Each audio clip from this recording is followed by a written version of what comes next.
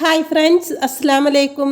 ആദ്യം നമുക്കൊരു മിക്സിയുടെ ജാറിലേക്ക് ഒരു മുറി തേങ്ങ ഇട്ട് കൊടുത്ത് അതൊന്ന് ക്രഷ് ചെയ്തെടുക്കാം. ശേഷം നമുക്കൊരു പാനിലേക്ക് 3 കപ്പ് റവ ഇട്ട് കൊടുക്കാം. ഇനി നമുക്ക് ഇതൊരു മീഡിയം ഫ്ലെയിമിൽ വെച്ചിട്ടൊന്ന് നല്ല പോലെ വറുത്തെടുക്കണം.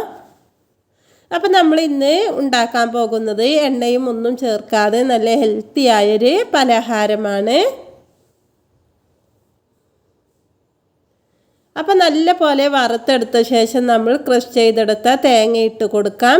അപ്പോൾ ആ തേങ്ങയുടെ അളവ് 1.5 കപ്പാണ്. നമ്മൾ 3 കപ്പ് റവയാണ് എടുത്തത്. അതിലേക്ക് 1.5 കപ്പ് തേങ്ങ ഇട്ട് കൊടുത്തിട്ടുണ്ട്.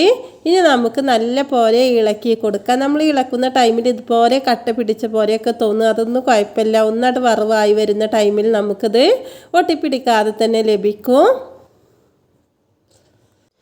ഇതും തന്നെ നമ്മൾ ലോ ഫ്ലെയിമിൽ വെച്ചിട്ട് വേണം വറുത്തെടുക്കാൻ. നമ്മുടെ റവയും തേങ്ങയും ഒന്ന് കളർന്ന് മാറാതിരിക്കാൻ വേണ്ടിയിട്ട് ശ്രദ്ധിക്കുക.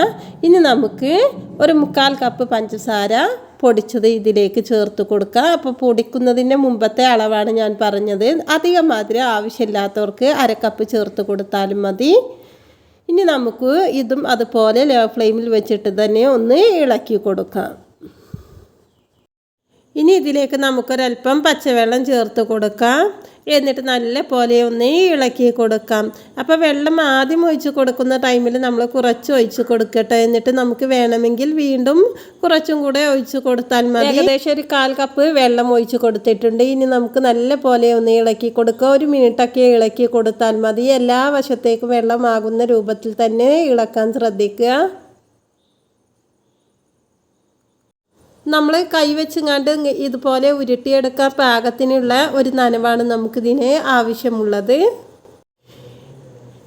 ഇനി നമുക്കിത് ചെറിയൊരു ചൂടോടെ തന്നെ നമുക്കിഷ്ടമുള്ള ഷേപ്പിലാക്കിയെടുക്കാം.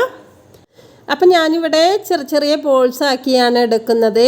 വളരെ എളുപ്പത്തിലുള്ള പലഹാരം എല്ലാവരും ഒന്ന് ട്രൈ ചെയ്ത് നോക്കുക.